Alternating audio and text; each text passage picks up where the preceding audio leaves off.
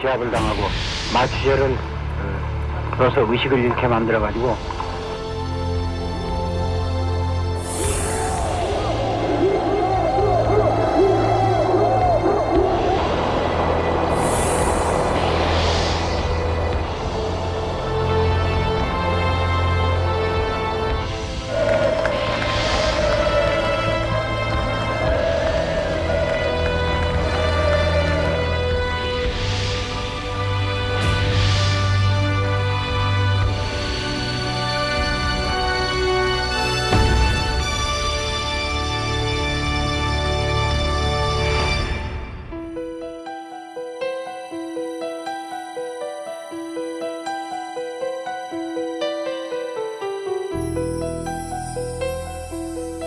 정치적 반대자들에게는 잃어버린 10년으로 불리던 시대를 우리는 기억한다. 김대중에서 노무현으로 이어지던 한 시대. 그리고 우리는 또한 기억한다. 몸의 반쪽이 떨어져 나간 것 같다며 오열하던 그의 눈물을, 피 맺힌 심정으로 토해내던 그의 외침을.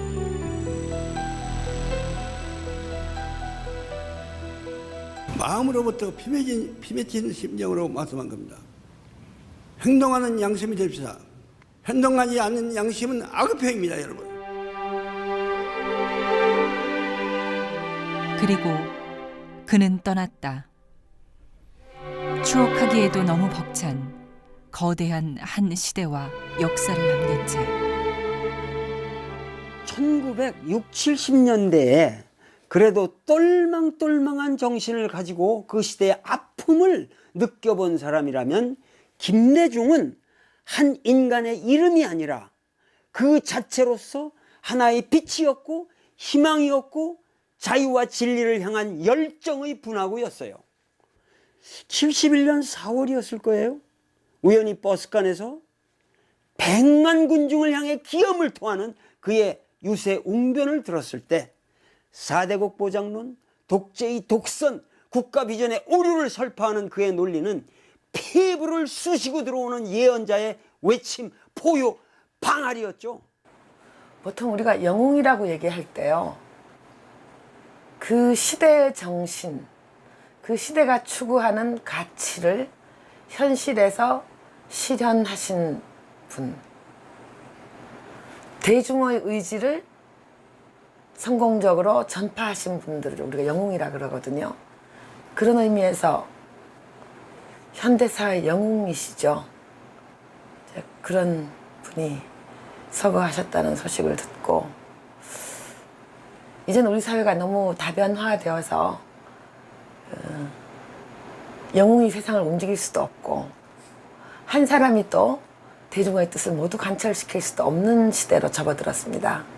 그런 의미에서 영웅의 시대가 일몰을 맞이하였구나, 이런 생각을 했습니다.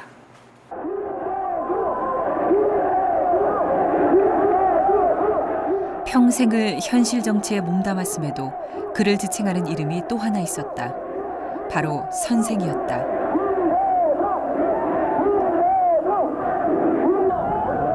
김대중 선생의 대중강연장은 언제나 인산이네. 이 폭발력이 지역주의로 매도되긴 했지만 사람들이 주목한 것은 오히려 그의 통합론이었다.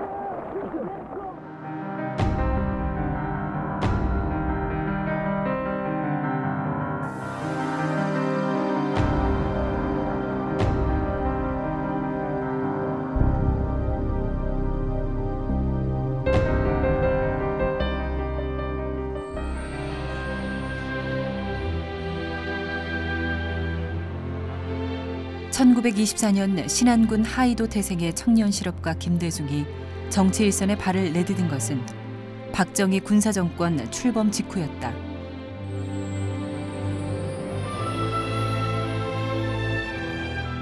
탁월한 시대진단과 감동적 정치연설로 71년에 47살의 나이로 신민당 대통령 후보가 된다. 당에는 많은 원로 선배들이 계심에도 불구하고 오늘 이 나라에 장래를 맡긴 일꾼으로 길리겠다는 그 훌륭한 당의 선배와 동기들의 연일 민의를 짓밟은 쿠데타 정권의 부도덕성과 영구 집권 음모를 대중 앞에서 지적하기 시작했다. 지금 그 사람들이 밤잠을 안 자고 잡으려고 뛰어다니는 것은 공산당 간첩이 아니라 신민당 대통령 후보 김대중 잡으러 뛰어다니는 것이라고 말해요. 여러분, 이번에 정권 교체를 하지 못하면 이 나라는 박정희 씨의 영구 집권의 총통시대가 오는 것입니다. 군합발에 짓눌려 있던 민심은 동요했다. 총통제를 맹글려가지고 영구 집권을 한다. 이런 소리를 했다는 거예요. 국민 여러분, 내가 벌리는 이 방대한 사업이 아직까지 매듭이 지어지지 않았습니다. 이것을 매듭을 짓고 마무리를 짓기 위해서는 내가 한 번만 더 나갔으면 좋겠는데, 그래, 한 번만 더 나가도 좋다. 그래서 여러분들이 도장을 찍었습니다.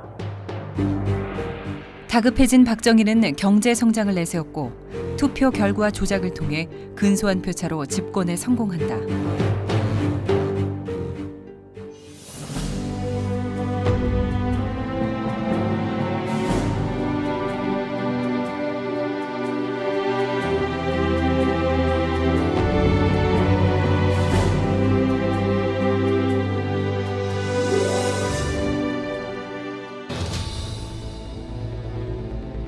경제 논리로 무장한 개발 독재 세력에 맞선 대가는 혹독했다.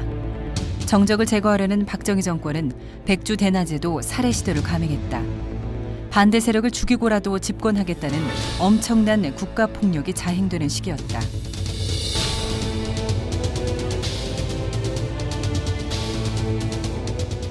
(1971년도에) 요새를 다니다가 박정희 정권 아래에서 중앙정보부의 기획과 음모 조작을 통해서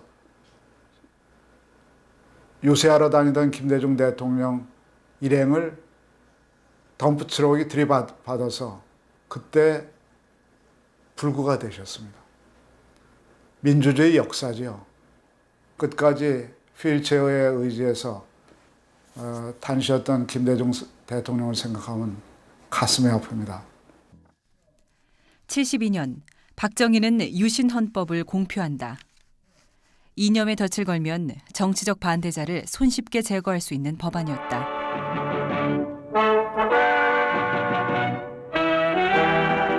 번영과 평화 통일을 지향하는 유신헌법이 박정 공포됐습니다.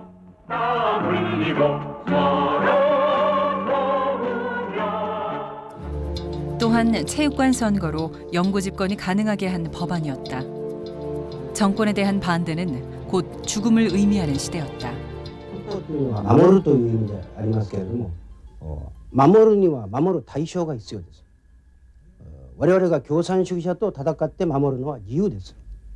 もし自由がなくなれば守る対象がなくなるんです。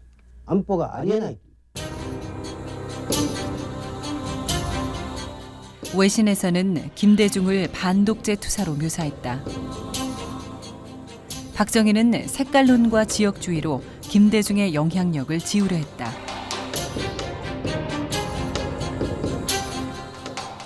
많은 사람들이 김대중을 헐뜯다 못해 항상 뇌까리는 소리가 김대중은 진정한 대중 정치인이 아니라 전라도 표만 먹고 사는 아주 로컬한 정치인이다.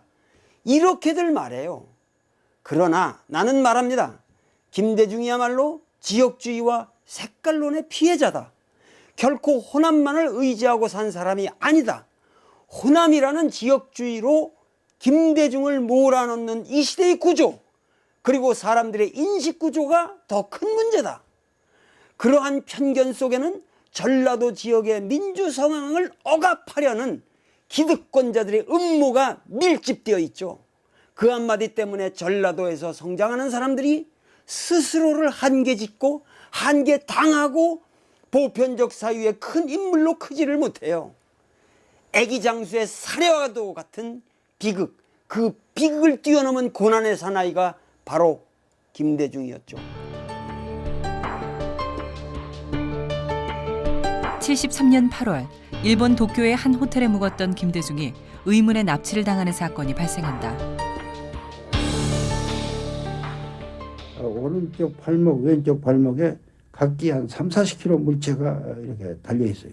그래서 그러니까 거기서 이제 마지막으로 이제 물에다 던지나 보다 했는데 거기에 근데 일체 말하면 작업하면서 말이 없어요. 말이 없어요. 일체 말 안 해요. 짐작한데 한 4명 있어 보이는데 마지막 그 순간에는 좀 정신이 아주 당황했는지 모르지만 뭐 그냥 기도한 생각 갖지를 않았어요. 그래가지고 뭐 이렇게 하다가 물에 들어가서 몇 분이면 죽으면 그만이지 뭐 이제 그렇게 생각했어요. 납치된 김대중은 동해의 한 어선에 태워져 암살 직전에 구출된다. 미국이 사건에 개입했기 때문이다. Were very active over that night, reaching out to people they knew, and to say what happened to Kim Dae-jung, and who ordered it, and where is he. And so, as a result of those efforts, it became very clear that it was KCIA that had engineered his kidnapping. 주한미대사 합의부는 박정희에게 암살을 중단하라는 압력을 넣었다. 극적으로 목숨을 건졌지만 이 사건은 김대중이 받았던 정치적 탄압의 수위를 정확히 보여준다. 목숨을 걸지 않고서는 정권의 부당함을 지적할 수 없는 시대. 하지만 그는 물러서지도 않았고 그렇다고 과격분자가 되지도 않았다.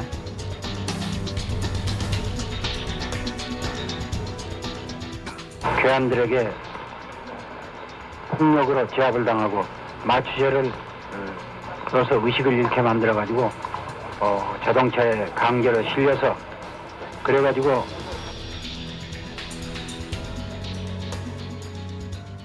1974년에 일본에서 납치당하신 다음 해 선거법 위반으로 재판을 받았을 때 변호인으로서 참여를 했습니다.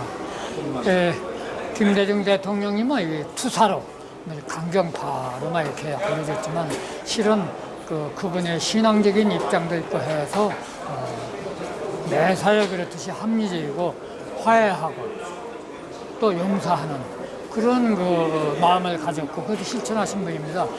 예컨대 80년 전두환 군부에 의해서 사형 선고까지 받았지만은 대통령 당선되시자마자 그 사람들을 다 용서하고 석방시키셨습니다. 또 1973년에 일본에서 납치당하셨을 때도 그 납치범에 대해서 모든 걸 다 용서하셨고 이렇게 화해와 용서를 스스로 실천했다는데 지도자로서 더욱 훌륭한 점이 있다고 봅니다. 일본에 가셨을 때 납치당해서 정말 죽음을 맞이할 수밖에 없는 그런 상황이었습니다. 그때 생환을 하셔가지고 너무너무 힘들고 엄중한 상황 속에서도 여사님께 섭섭한 게 하나 있다. 이런 말씀을 하시면서 내가 납치됐을 때 어디 있는지도 모를 때 하나님께 이렇게 기도를 했다고 들었다. 우리 남편 김대중을 꼭 좀 살려주십시오. 이렇게 하나님께 매달린 것이 아니라 하느님의 뜻대로 하십시오. 이렇게 기도했다고 정말 섭섭하다고 그런 말씀하셨거든요. 그런데 정말 생명을 잃을 수도 있는 그러한 상황 속에서도 어떻게 그런 유머와 농담을 하시면서 여유를 가지셨는지 참 대단한 분이셨습니다. 과격해져서는 안 된다. 과격해지기 직전에 물러나야 한다. 가장 평화적이고 상식적인 운동을 희망했건만 정권의 보복은 가혹했다. 김대중, 문익환, 함세웅 등이 주동이 되어 윤보선, 정일영, 한석헌 등의 동조를 받아 춘계를 기하여 민중 선동에 의한 국가 변란을 획책하였던 것이다. 그의 정치적 복권은 박정희가 죽고 나서야 가능했다.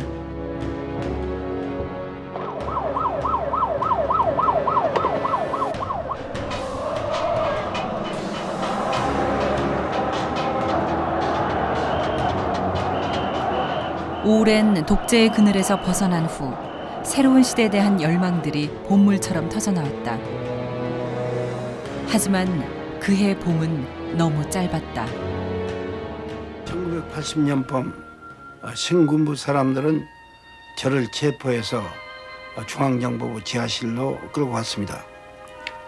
거기서 그들은 한편으로는 저를 죽이겠다고 위협을 하고 또 한편으로는 자기들과 협력하자고 되풀이 요청을 했었습니다. 저도 물론 살고 싶었습니다. 그러나 그 당시 민주주의를 위해서 목숨을 바친 수많은 사람들을 생각하고 또 제가 그렇게 사랑하던 우리 젊은이들을 생각할 때 도저히 그들과 협력할 수가 없었습니다.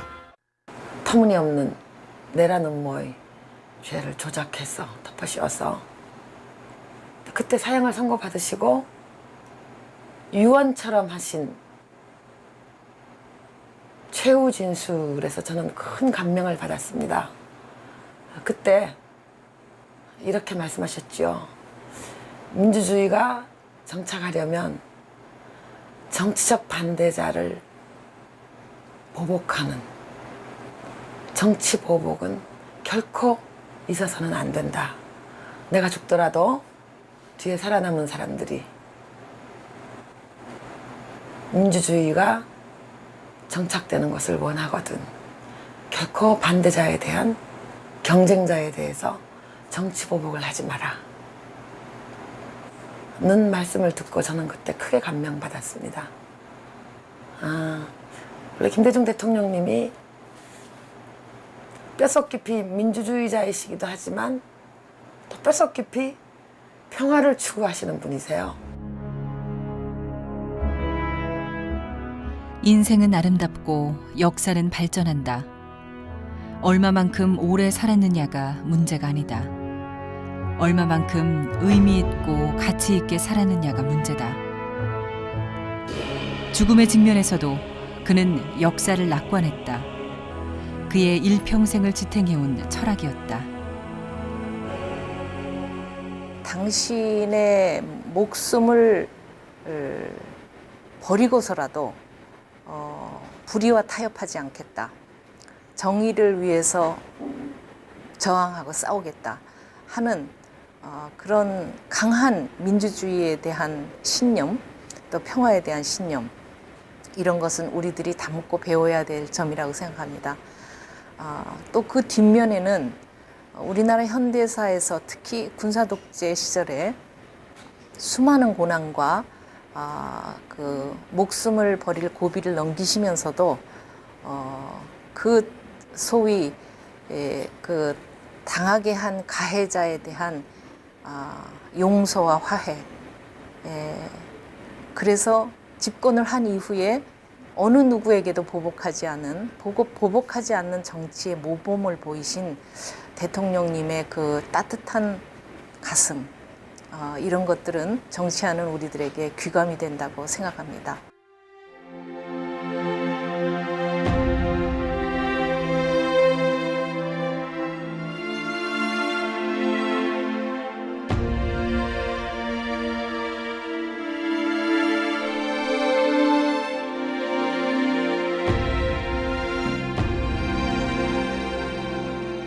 전두환! 전두환! We want a democracy! 해외에서도 김대중 구명운동이 일어났다. 그냥 정치인을 후원하는 일이 아니었다. 시대의 맨 앞에 서서 고통을 당해온 그를 사람들은 외면하지 않았다. 암살, 사형 선고, 수감과 망명. 하지만 사람들이 그를 환호했던 것은 정치적 박해로 인한 동질감 때문만은 아니었다. 이 힘겨운 시기에도 그는 대중경제론과 3단계 통일론을 펴낸다. 저항이 아닌 대안을 준비한 것이다.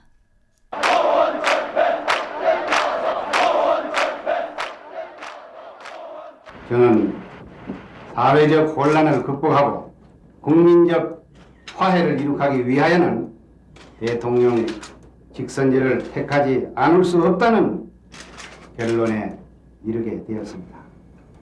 국민은 나라의 주인이며 국민의 뜻은 모든 것에 우선하는 것입니다.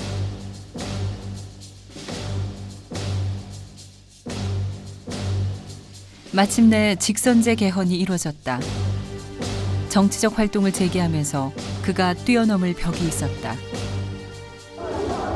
오랜 군사 독재가 막아놓은 이념의 벽, 지역의 벽이었다.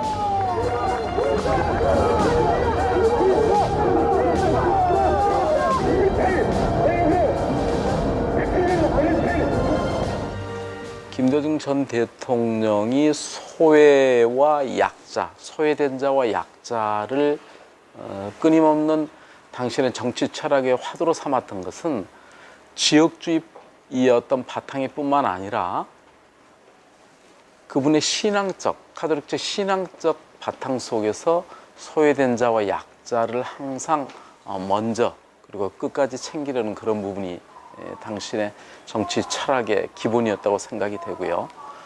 지역적으로 보자면 끊임없이 호남에서 이 김대중 씨라는 정치인을 통해서 호남이 뭘 얻고 구하려고 그랬던 것은 소외된 지역의 발전이 우선이 아니었고 그걸 바라는 것이 우선이 아니었고 억압받고 핍박받고 있는 이 국민들을 민주화 과정을 통해서 극복해가는 그의 희망의 대상으로서의 지역민의 역사의식, 시대정신의 정서와 김대중 대통령이 맞아떨어져서 함께 갔던 기회라고 생각이 되고요.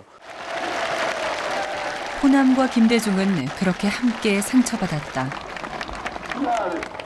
금남로에 타오르던 민족의 함성은 국민이 참다운 나라의 주인이 되어야 한다는 역사를 결연한 자기 주장이었습니다. 국민의 위로와 큰 보살핌이 있을 것을 나는 확신합니다. 이처럼 늦게야 머리 숙여 추모를 드릴 수밖에 없었던 이 사람을 용서하시고 영영 드리려 편히 잠드소서, 부지 편히 잠드소서.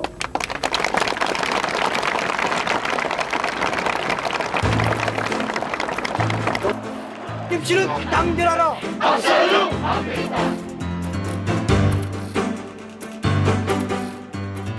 경랑의 시대였다. 민주화를 염원하는 시대적 요구는 뜨거웠으나 군부 독재의 잔재는 생각보다 오래갔다. 훗날 그는 야권 단일화를 하지 못했던 부분을 내가 양보할 걸 그랬노라고 두고 후회를 한다.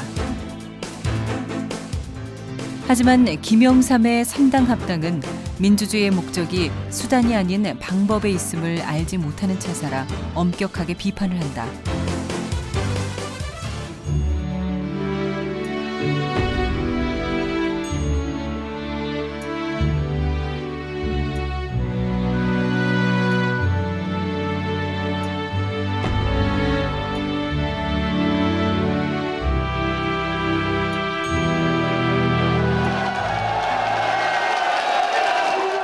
김영삼과 정치 노선을 달리하는 과정에서 그에게는 한층 더 강하게 지역주의 정치인이란 딱지가 붙는다.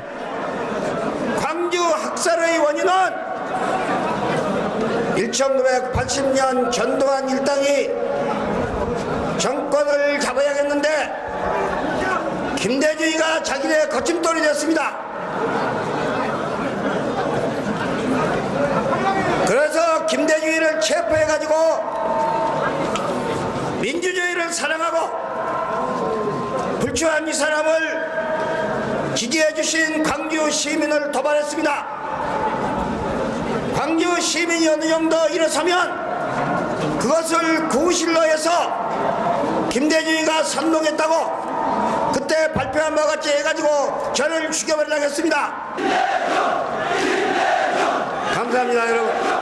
민주주의를 추구하고 민중의 권리를 추구하고 민족의 자주성을 추구한 그러한 위대한 우리 역사에 길이길이 남을 위대한 혁명인동식. 광주 시민들은 자기가 믿는 것을 두려워하지 않고 행동한 광주 시민이야말로 행동하는 양심의 모범이었다는 것을 난 여러분에게 주장하고 싶습니다. 제 모션 제 8구 쳤습니다. 중전수 이동. 이 무렵 등장한 것이 프로야구. 광주에 연고를 둔 해태 타이거스는 연승에 연승을 거듭하며 프로야구 인기몰이에 성공한다.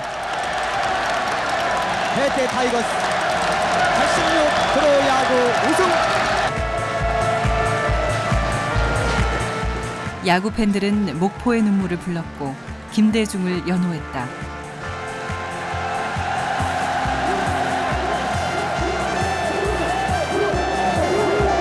그 당시 야구 다음에 우리 김대중 대통령을 많이 여러는 입장이었어요. 그래야만 스트레스가 다 확 풀리고 또 어디가 뭐 그냥 폭발할 수 있는 사람들이 그 열기란 게 이렇구나. 그걸 저는 피부로 많이 느꼈죠. 80년 5.18 이후에 어디 대고 이렇게 하소연할 때도 없었고 정말로 그 어디 기댈 만한 정치적으로나 사회적으로 조금 외톨이라는 생각을 좀 많이 했었을 때 그 해태 타이거스라는 그 호랑이 군단이 등장하면서 우리한테 그런 기대나 그리고 목 터져라 응원해줬을 때 했던 것들은 그런 응어리들이 야구를 통해서 다 풀어내지 않았는가. 수십 년을 이어져 온 소외와 억압은 야구장에서도 김대중이란 이름이 터져나오게 했다. 그것은 미완의 역사였고 여전히 간절한 역사의 가치였다. 그 해태 타이거즈 선수들이 김대중이란 인물을 위해서 야구를 했을 리도 없고요. 또 목포의 눈물이라는 응원가가 있었는데 그것이 어떤 김대중이라는 인물, 해태 타이거즈라는 상황을 놓고 만들어진 노래일 리도 없고요. 애초에 뭐 관계는 없을 텐데 그것이 80년대 이후 광주 그리고 호남 사람들에게 얼마나 중요한 문화적 의미를 가졌는가, 문화적인 상징이었는가 하는 그런 말씀을 드릴 수 있을 것 같아요. 그러니까 김대중이라는 정치인이 막연한 공포, 두려움, 반감 이런 것이 아니라 어떤 정치적 요구나 구호로 만들게 했다면은 또 해태 타이거즈가 연전연승하고 해마다 우승하고 이런 모습을 보면서 용기를 얻고 이 좌절을 이겨내야겠다 뭐 이런 어떤 희망을 주는 그런 역할을 하지 않았나 이런 생각을 해봅니다. 오랜 시련을 딛고 97년 대선에 출마한 김대중. 새로운 남북 관계가 반드시 열려서 여러분은 안심하고 살면서 북한에게 자유롭게 왕래하고 투자하고 관광하고 그런 세상이 머지않아서 온다는 것을 난 여러분에게 다짐하는 바입니다. 놀라운 것은 숱한 시련 속에서도 일관되게 유지해온 정치 철학과 신념이다. 정치 권력 가지고 나쁘게 사람들은 정치 권력을 뺏고 그들이 조작했던 명예를 전부 말하자면 실추시켜버리면 그러면 말하자면 그걸로서 처벌은 충분히 된 거예요. 그래서 재판을 하지 말한 건 아닙니다. 재판을 해도 꼭 구속할 이유는 없지 않냐 이런 생각입니다.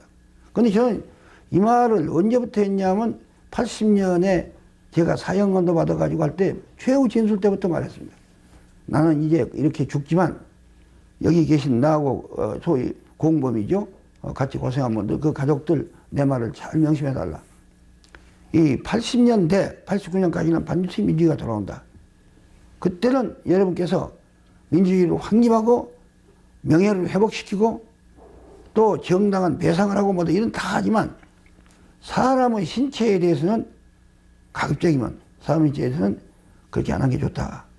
이렇게 제가 말했습니다. 저는 이런 것을 제 신념으로 생각을 하고 있고 또 미국 역사에서 링컨에서 많이 배웠습니다. 링컨이 남북전쟁 때 남북 사람들을 처벌 안 하겠다 했어요. 너희 해방시키면 됐지. 그렇게 하니까 북쪽 자기 편에서 태풍 같은 반발이 났습니다.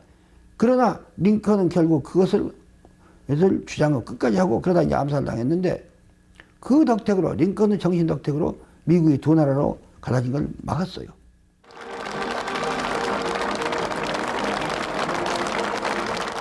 참으로 험난한 시대를 딛고 대통령이 된 김대중.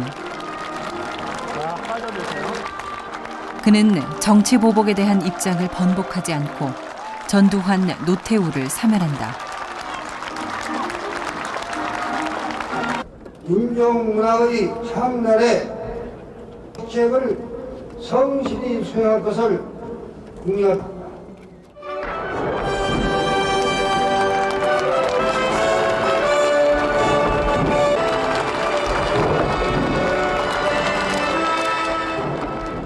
잘못은 지도층들이 저질러 놓고 고통은 죄 없는 국민이 당한 것을 생각할 때 한없는 아픔과 울분을 여러분과 같이 금할 길이 없습니다.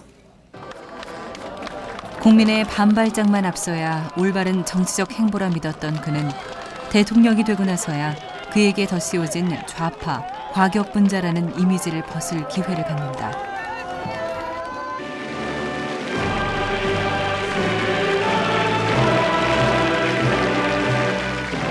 IMF 이후에 라면의 소비가 무척 늘어났다고 하는데 평상시에 대통령께서 라면을 즐겨 드신다고 들었습니다. 청와대에 들어가신 이후에도 라면을 드신 적이 있으신지요? 대답해 주시기 바랍니다. 네, 청와대에 들어가서도 먹었고요. 또 해외 여행 갈 때도 가지고 가서 밤에 끓여 먹기도 하고 그랬어요. 그전에는 대통령 되기 전에는 내가 직접 끓여 먹기도 하고 했는데 이 내가 라면 먹는데 한 가지 문제는 이 집사람이 자꾸 라면 먹으면 살찐다고 그래도 살찌는데 당연히 되냐고 옆에서 하도 야단쳐 쏴서 지금 눈치 보느라고 요새는 라면 잘 못 먹고 대통령께서 지금 남태평양의 무인도에 가시게 됐어요. 근데 딱 3가지만 가져가실 수 있거든요. 그렇다면 뭘 가지고 가실 건가요? 그 조금만 색다른 게 아니라 보통 색다른 게 아닌데요. 이왕 그렇게 갈 바에는 우리 국민들이 좀 행복하고 편하게 살게 내가 간 것이 우리나라의 실업 문제하고 부정부패하고 이 지역감정하고 이 3가지를 좀 송두리째 가지고 그리 가버리면 우리 국민들이 좀 행복하게 살지 않는가 그렇게 생각합니다.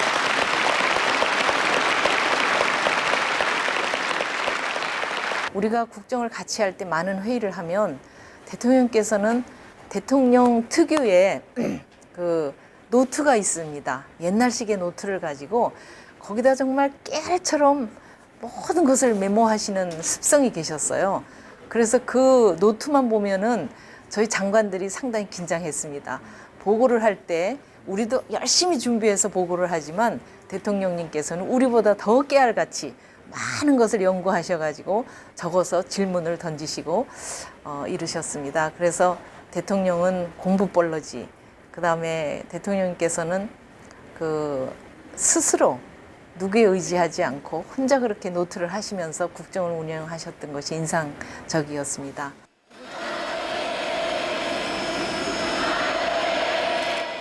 사실 정치 초년병이었을 때부터 그는 남북한 유엔 동시가입과 단계적 통일 방안을 주장했었다.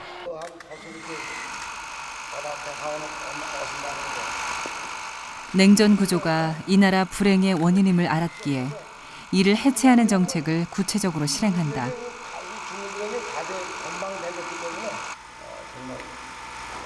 남북의 정상이 만나는 감격의 순간은 그렇게 오랜 준비 끝에 이루어진 것이었다. 잠자자들아 괜찮지 않습니까? 예. 그리고 이 평소 한번 꼭 가봤던 옥리에 가서 냉면도 먹고. 그 냉면이 아침 오전 회담이 좀 너무 늦어나니까 급하게 짜시면 그 국수가 원래 맛없습니다. 앞으로 좀 시간 너무 많이 가지시고 천천히 잘 드시기 바랍니다. 싸움 대신 화해와 협력이라는 새로운 시대를 그는 열었다.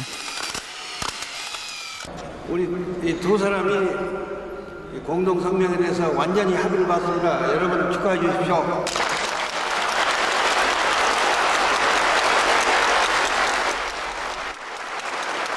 여전히 분단에 기댄 분단 권력들이 있고 강대국 간의 이해관계가 첨예하게 대립된 상황에서 남과 북은 분단 이후 처음으로 함께 손을 잡고 노래를 불렀다.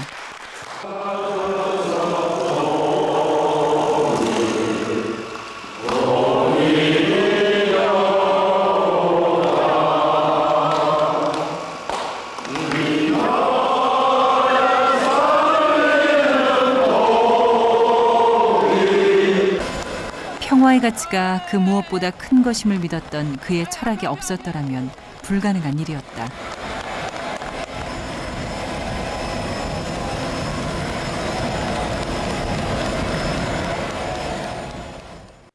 김대중이라는 정치인의 삶의 여정을 총체적으로 회고해 볼 때 저는 이 한마디를 하고 싶어요.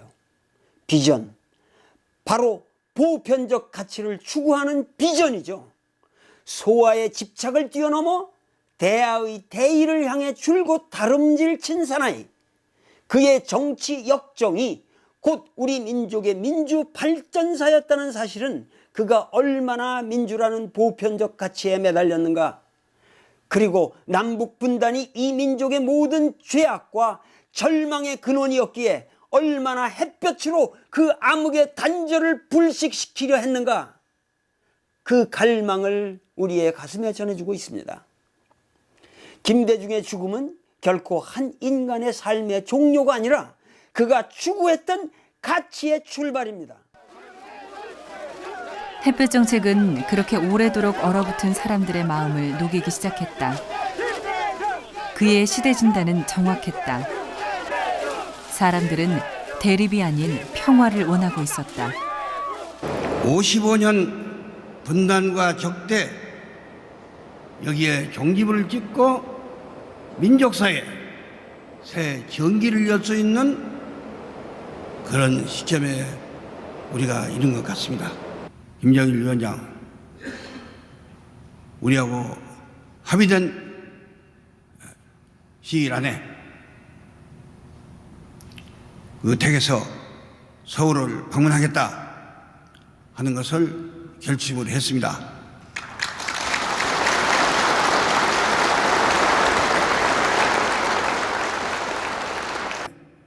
내가 김 위원장보다도 10여 살 위인데 당신보다 더 나이 먹은 노인이 여기까지 왔는데 당신이 안 온다고 해서 말이 되겠냐, 이런 말도 농담으로 했습니다. 남북 장관 회담이 열리고 민간 교류의 길이 열렸다. 헤어져 있던 혈육이 부둥켜 안는 남북 상봉이 시작됐다. 박지원 의원을 비롯해서 몇 분들이 말씀하는 그 비서진들이 얘기하는 것이 가슴에 와 닿습니다. 안정제를 투입해서 잠을 주무시다 깨어났을 때 클린턴 전 대통령이 평양을 방문해서 김정일 국방위원장을 만났다는 기사를 읽어드렸다고 합니다. 피곤할 것 같아서 다 낭독을 안 해드렸더니 손짓을 하면서 마저 읽어달라 이런 요청을 했고, 이에 비서진이 나머지 기사를 다 읽어드렸다 이런 말씀을 들었습니다. 가슴이 찡합니다. 노르웨이 노벨위원회가 그에게 노벨 평화상을 안겨준 것은 영광이면서 아픔이었다. 한반도의 냉전 문제가 세계인들의 관심사 가운데 하나임을 반증해주는 사건이기 때문이다. I proclaimed my sunshine policy upon becoming president in February 1998. and have consistently promoted its message of reconciliation with the North. First, we will never accept unification through communization. Second, nor would we attempt to achieve unification by absorbing the North. And third, South and North Korea should seek peaceful coexistence and cooperation. 분단 독재가 지속되던 한 50년 동안 우리 사회는 그 극우 반공적인 이념 이외의 모든 민주적인 가치, 그다음 평화 통일에 대한 열망 이런 것들을 맹아를 잘라버렸죠. 가령 김구 영은영 선생 같은 분들은 암살당하셨고요. 또 진보당수 조봉암, 민족일보 창간자 조용수 같은 분들은 현실적으로 상당한 성공을 거머쥐었지만 현실적으로 거머쥔 그 성공 때문에 사법살인, 사법적으로 죽여버렸습니다. 이런 무서운 땅에서 자신의 민주적인 신념을 훼손하지 않고 그 철학과 노선을 지키면서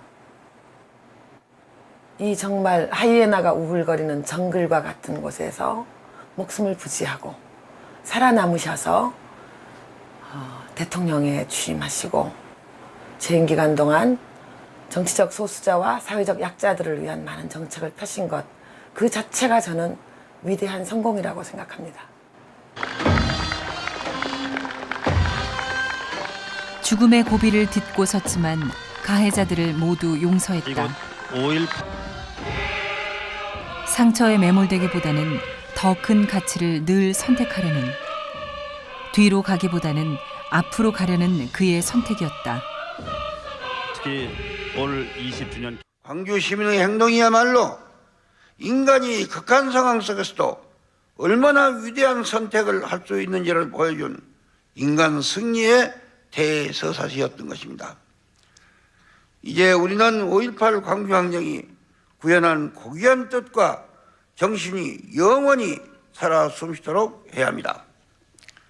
지나간 과거가 아니라 언제나 현재로서 뜨겁게 불타오르도록 해야 합니다. 그럼으로써 인간의 존엄성과 평화와 민주주의의 소중한 가치가 더욱 확고히 지켜지고 발전돼 나갈 수 있도록 해야 합니다. 2002년 그는 광주 월드컵 경기장에 앉아서 4강전을 관전했다. 해방, 분단, 군사 독재를 모두 견뎌온 그가 월드컵 경기를 관람하고 있는 것이다. 그 자체가 바로 우리 역사가 걸어온 길, 걸어갈 길인지도 모른다. 대한민국! 대한민국! 국민 여러분 축하합니다. 오늘은 참으로 우리 당군일의 가장 기쁜 날 중에 하나입니다. 우리 선수들께 감사합니다. 기린 감독 이하 관계자들께도 감사하고 응원해 주신 모든 분께 감사합니다. 여러분, 대한민국 국군 용사입니다.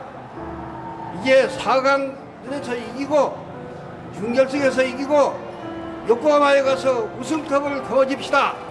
여러분, 끝까지 우리 선수를 성원해서 이번에 우리의 목적을 달성합시다. 국민 여러분, 다시 한번 축하합니다. 감사합니다. 그러던 지난 6월, 그는 유언과도 같은 말씀을 남긴다. 한평생 지켜온 민주주의에 대한 염원이었다. 우리 국민은 독재자가 나왔을 때도 반드시 이를 극복하고 민주주의를 회복했다 하는 것을 우리는 명심해야 합니다. 2009년 8월, 한 시대가 저물었다. 앞장서서 싸워줄 리가 필요했던 시대. 먼저 손 내밀 사람이 필요했던 시대. 그리고 지금 많은 이들이 되묻는다. 인생은 아름답고 역사는 발전한다는 그의 믿음은 지금 이 시대에도 유효한가를